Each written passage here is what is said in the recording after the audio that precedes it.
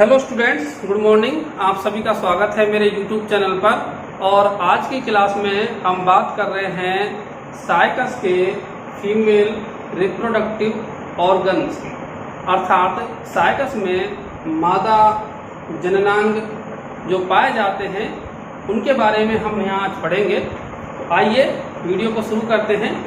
जैसा कि इससे पहले के वीडियो में हमने आपको साइकस में जो मेल जननांग पाए जाते हैं और किस तरीके से वो बनते हैं उनके बारे में बताया था। इस वीडियो में हम बात करेंगे कि साइकस का जो मादा जननांग है उसका विकास किस तरीके से होता है और साथ ही साथ उसकी क्या संरचना रहती है। तो स्टूडेंट, जैसा कि हम सभी जानते हैं कि जो साइकस है उसमें नर जननांग के तौर पर नरशंकुओं का परिवर्तन होता है और यहाँ पर मादा जननांग के तौर पर अगर हम देखें तो मादा जननांग के रूप में यहाँ पर फीमेल कौन या मादा शंकु नहीं बनते हैं, वरन केवल यहाँ पर हमें गुरु बीजाणुपर्ण या मेगा स्पोरोफिल जो है वो देखने को मिलते हैं। तो यहाँ पर जो मेगा स्पोरोफिल लगेंगे वो फीमेल जो प्लांट्स है उसके ऊपर जो हमारी सामान्य पत्तियां हैं और साथ ही साथ जो सलगी पर्ण रहती हैं उनके बीच में से निकलते हैं। पत्तियों के बिल्कुल ये बीच में से निकलेंगे और इन मेगा स्पोरोफिल या गुरु बीजाणुपर्ण का इनकी वृद्धि पर, पादप की वृद्धि पर कोई प्रभाव नहीं पड़ता है, क्योंकि यहाँ पर जो मेगा स्पोरोफिल का परिवर्तन होता है वो शीर्षस्थ कलिका से नहीं होकर के पार्श्व कलिका से होता है और ऐसी जो ग्रोथ होती है वो कहलाती है मोनोपोडियल ग्रोथ। हम इस तरह की ग्रोथ को कहते हैं। तो यहाँ पर आप बोर्ड पर देख सकते हैं कि ये जो हमने पहला डायग्राम बनाया हुआ है ये साइकस के मेगा स्पोरोफिल का है। साइकस में जो मेगा स्पोरोफिल है या गुरु बीजाणुपर्ण है यह रूपांतरित पत्ती होती है, जैसा कि इसके नाम से भी हमें पता चल रहा है कि यह जो है गुरु बीजाणुपर्ण है। अर्थात ये ऐसी पर्ण है जो ओव्यूल को धारण करती है, बीजाणु को धारण करेगी, गुरु बीजाणु को धारण करती है, इसीलिए इसका नाम गुरु बीजाणुपर्ण या मेगा स्पोरोफिल है। अगर इसकी संरचना की अगर हम बात देखें तो ये जो मेगा स्पोरोफिल है इसकी जो संरचना है इसको हम 3 पार्ट्स में डिवाइड कर सकते हैं। जैसा कि आप देख पा रहे हैं कि यहाँ पर ये जो मेगा स्पोरोफिल का हमने डायग्राम बनाया हुआ है तो इसमें 3 पार्ट हमें दिखाई देंगे। जो आप नीचे देख रहे हैं पहला पार्ट, इसको हम कहते हैं स्टॉक या व्रंत। इस व्रंत की सहायता से ये जो मेगा स्पोरोफिल है वो पादप से जुड़े रहते हैं और ये जो व्रंत है ये व्रंत इसका सबसे आधारी भाग होता है और इसी की सहायता से ये मेगा स्पोरोफिल जो है पादप से जुड़े रहते हैं। इससे अगर ऊपर वाले भाग की बात की जाए तो ये जो पार्ट्स आपको बीच में देखने को मिलेगा ये फर्टाइल पार्ट है और यहीं पर जो है बीजांड लगे रहते हैं। इस पार्ट को हम कहते हैं मिडल फर्टाइल पार्ट या मध्य उर्वर भाग। यह मेगा स्पोरोफिल का वह भाग होता है जहां पर ओव्यूल लगते हैं। आप देख सकते हैं डायग्राम में कि इस मेगा स्पोरोफिल के दोनों ओर जो है इस ये ओव्यूल जो है वो लगे हुए दिखाई दे रहे हैं हमें।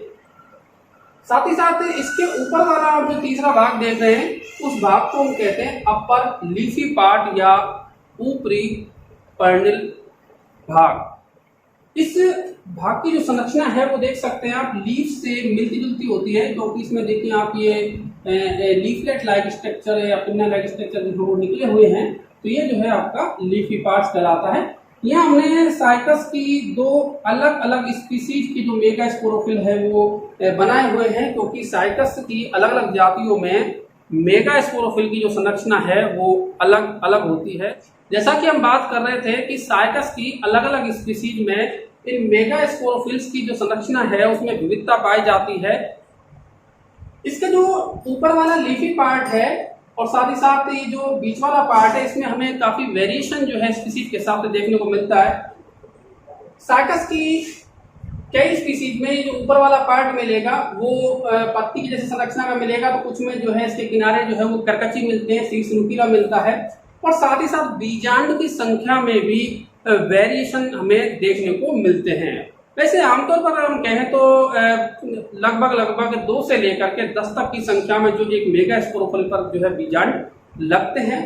यहाँ पर हमने जो पहला वाला डायग्राम बनाया हुआ है ये साइकस रिवोल्यूटा के मेगा स्पोरोफिल का है जिसमें आप इसकी स्ट्रक्चर को देख सकते हैं, और दूसरा वाला जो है वो साइकस बैडुमाई का मेगा स्पोरोफिल है। दोनों की ही आप बाह्य आकारिकी को देख सकते हैं, तो दोनों में जो है हमें अंतर देखने को मिलता है। तो ये तो बात हुई मेगा स्पोरोफिल की, कि मेगा स्पोरोफिल जो है वो साइकस का मादा जननांग है और यहाँ पर बीजांड लगेंगे। दूसरी बात जो महत्वपूर्ण बात है कि साइकस में मेगा स्पोरोफिल बनते हैं, यहाँ पर फीमेल कोन का निर्माण जो है वो नहीं पाया जाएगा। अब इसके ऊपर चूंकि ओव्यूल लगे हुए हैं, तो अब हम बात करेंगे ओव्यूल के बारे में या बीजांड के बारे में, क्योंकि ओव्यूल ही वह स्ट्रक्चर है जहां पर एक तरीके से कहें कि जनन की जो आगे की प्रक्रिया है वो संपन्न होनी है, और साथ ही साथ इसी के अंदर जो है स्त्री धानियों का परिवर्तन होता है और निषेचन की प्रक्रिया भी इसी में संपन्न होती है। तो आइए हम ओव्यूल को देख लेते हैं। जैसा कि आप यहाँ देख पा रहे हैं कि ये जो दूसरा वाला हमने डायग्राम बना हुआ है, ये ओव्यूल का डायग्राम है।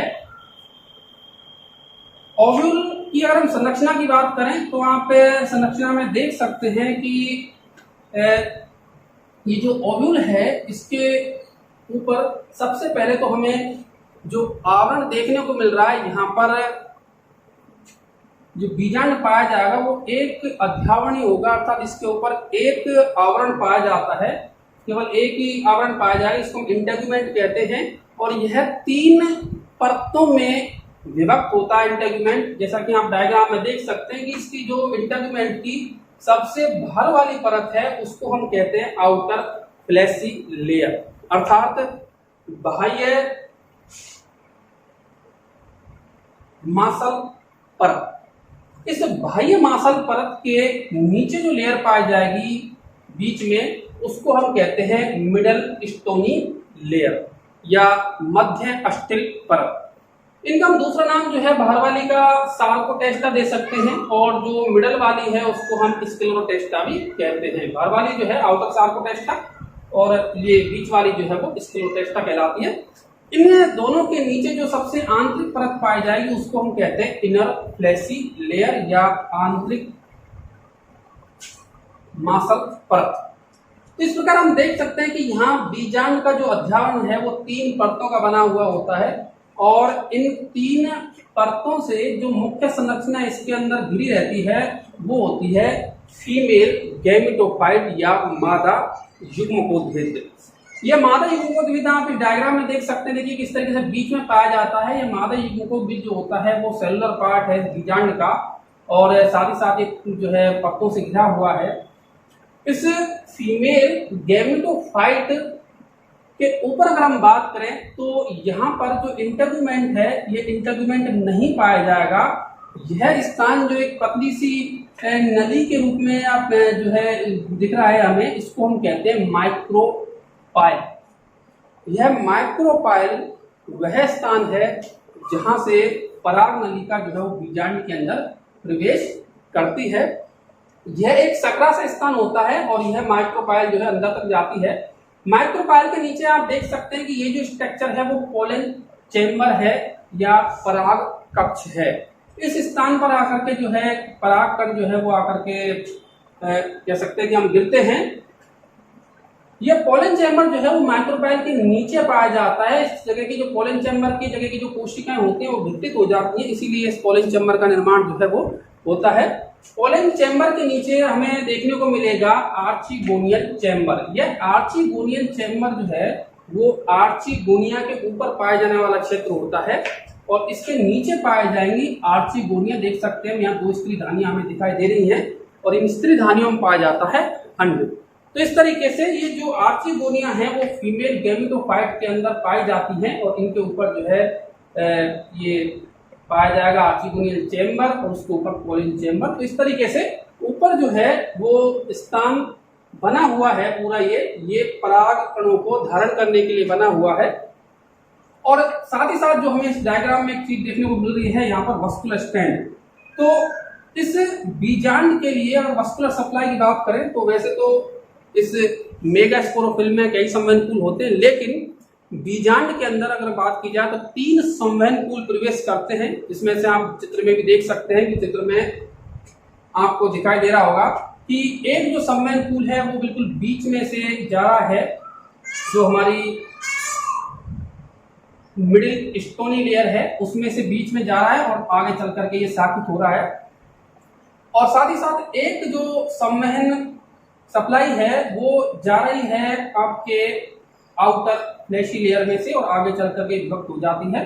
ठीक इसी प्रकार जो है तीसरी सप्लाई भी हमें यहाँ पर देखने को मिल सकती है। देखिए 1, 2 और ये 3, इस तरीके से 3 वस्कुलर स्टेम जो है वो या वस्कुलर बंडल्स जो हैं इस ओव्यूल के अंदर प्रवेश करते हैं। साथ ही साथ अगर बात की जाए इसकी प्रकार की, तो ये जो ओव्यूल है वो आद्य प्रकार का होता है, अर्थात ऑर्थोट्रोपस टाइप का ओव्यूल हमें देखने को मिलेगा साइकस के अंदर। और दूसरा जो महत्वपूर्ण लक्षण मैंने बताया था कि यूनिटैगिमिक होता है, एक अध्यावरण इसके ऊपर पाया जाता है।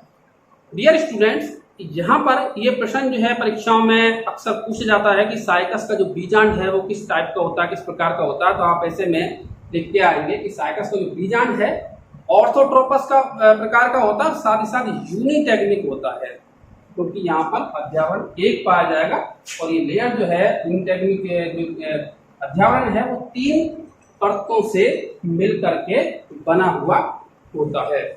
तो ये बात हुई आपके बीजांड की संरचना की। यहाँ पर ये जो डायग्राम था ये ओव्यूल का एलएस था, अर्थात अनुदैर्ध्य काट है ये बीजांड का। साथ ही साथ हमने यहाँ पर बीजांड के सभी भावों का जो है एक बारी बारी से समझ लिया है। तो बीजांड के बाद में अब हम बात करेंगे कि बीजांड का जो विकास होता है वो किस तरीके से होता है। जैसा कि हम पहले भी बता चुके हैं कि जो बीजांड बनता है वो मेगास्पोरोफिल के मध्य भाग में बनता है, जो मध्य फर्टाइल पार्ट है या मिडिल फर्टाइल पार्ट है उस पर ये बीजांड बनेंगे।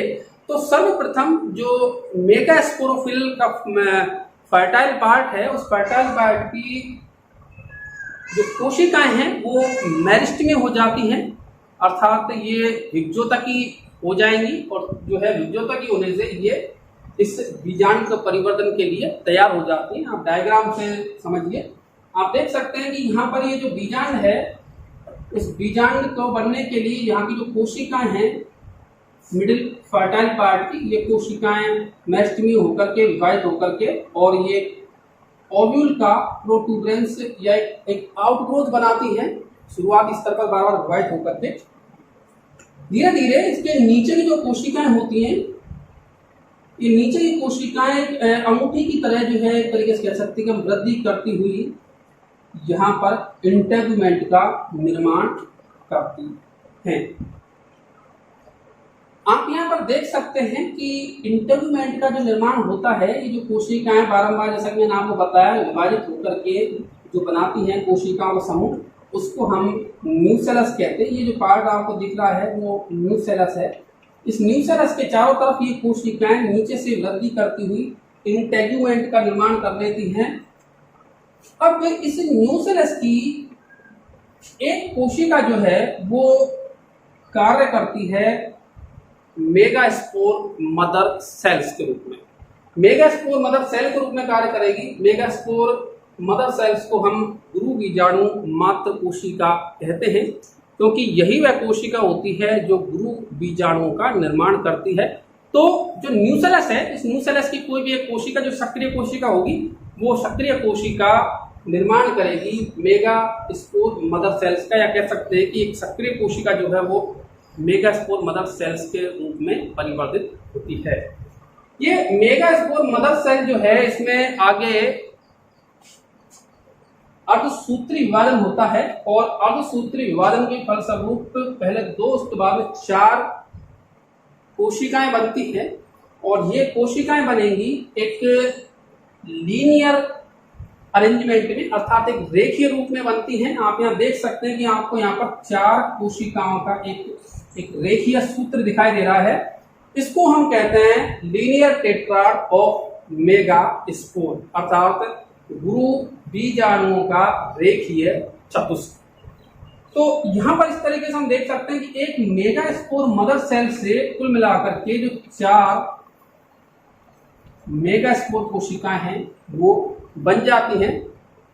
आगे चल के इन 4 मेगास्पोर में से 3 जो कोशिकाएं हैं ऊपर वाली वो नष्ट हो जाएंगी और जो नीचे वाली कोशिका है ये बनाती है एक्टिव मेगास्पोर। और जो 3 हैं ये जैसा कि आप डायग्राम में देख सकते हैं कि ये डीजनरेटेड मेगास्पोर्स हैं, अर्थात जो 3 मेगास्पोर थे वो नष्ट हो जाएंगे और एक जो है वो आगे चल करके विभाजन प्रदर्शित करेगा, जिसको हम कहते हैं एक्टिव मेगास्पोर।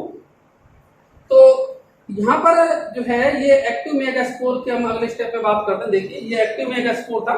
एक्टिव मेगास्पोर में जो है आगे चल करके इसके केंद्रक में बारंबार विभाजन होंगे, जिससे कि बहुत सारे मुक्त केंद्रक इसके बन जाएंगे। आप इस डायग्राम में देख सकते हैं कि जो है मुक्त केंद्रक आपको फ्री न्यूक्लियर दिखाई दे रहे हैं और ये चारों तरफ परिधि पर विन्यासित हो जाते हैं और बीच में जो है एक रिक्तिका बन जाएगी।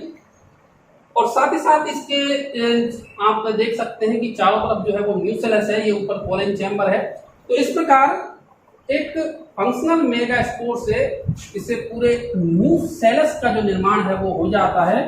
और जैसा कि आपको पहले बताया कि जो नीचे वाली कोशिकाएं हैं वो बारंबार विभाजित होकर के इस इंटेगुमेंट का निर्माण कर लेती हैं, जो कि 3 परतों का बना हुआ होता है। तो इस प्रकार हमने देखा कि इस फीमेल गैमेटोफाइट का जो निर्माण है वो इस बीजांड के अंदर हो जाता है और ये बीजांड का जो है डेवलपमेंट यहाँ पर आकर के समाप्त हो जाता है। बाद में इसमें आर्चिगोनिया का परिवर्तन होगा। इस आर्चिगोनिया के परिवर्तन को कि किस तरीके से इसका आर्चिगोनिया का निर्माण इस बीजांड के अंदर होगा उसको हम हमारी नेक्स्ट क्लास में पढ़ेंगे। यहाँ हमने केवल इतना देखा है कि ये जो फीमेल रिप्रोडक्टिव ऑर्गन है इसकी संरचना और साथ ही साथ जो ओव्यूल की स्ट्रक्चर है और ओव्यूल का जो डेवलपमेंट है या विकास है वो किस तरीके से होता है, इस सब चीज़ों को हमने इस वीडियो में समझा। अगर आपको मेरा ये वीडियो अच्छा लगा हो तो मुझे कमेंट सेक्शन में बताएं, साथ ही साथ वीडियो को लाइक करना नहीं भूलें और अन्य स्टूडेंट्स के लिए भी इस वीडियो को शेयर करें और मेरे चैनल को सब्सक्राइब करें। Thank you.